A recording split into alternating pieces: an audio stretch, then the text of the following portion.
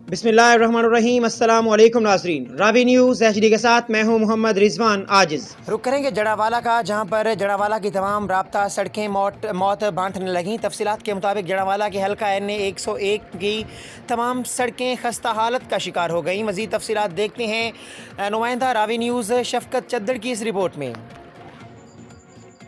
जी बिल्कुल, जड़ामाला की तमाम तर सड़कें मौत बांटने लगी। तफसीलात के मुताबिक जड़ामाला हल्का NA 101 की तमाम तर सड़कें खस्ता हालत का शिकार।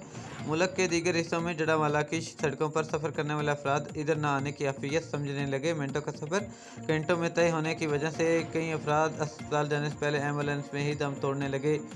सड़कों की खस्ता हाली की वजह से लोगों की कीमती गाड़ियां खटारा होने लगी। ऐसे अवामी हलकों का कहना है, इलाके के सियासतदान तो ऐसे महसूस करवाते थे जैसे जड़ामाला को पैरिस बना दिया है। एक तरफ सड़कों पर बने खतरनाक गड्ढे तबाही का सबब और दूसरी जानब हादसा मामूल बन चुकी हैं।